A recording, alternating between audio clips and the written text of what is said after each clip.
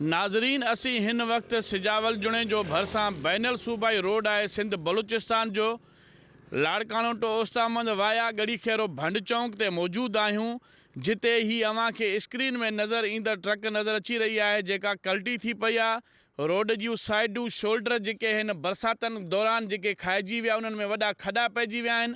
हितां जेको आहे ही रोड जेको आहे वॾो हिकिड़ो मसरूफ़ तरीन रोड आहे जंहिंमें सिंध बलूचिस्तान जूं सारियूं ट्रैफ़िक अच वञ जे करे हिन इलाके जे अंदर केतरा भेरा ये हादसा ऐं कल्टियूं थियण गाॾियुनि जा वाक़िया पेश आया आहिनि। साइडनि ऐं शोल्डरनि जे ऐं रोड जी मरमत जो कम खे मुकमिल नज़रअंदाज करे छॾियो आहे।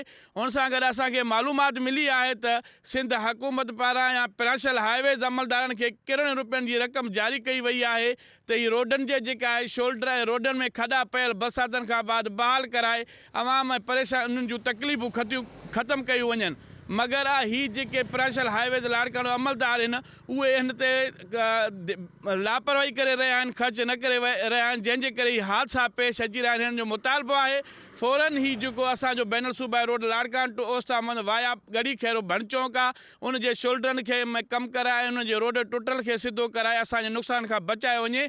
कैमरामैन एजाज़ जलबाणी सां गॾु अंसार जलबाणी, KTN न्यूज़ सिजावल जुणे जो।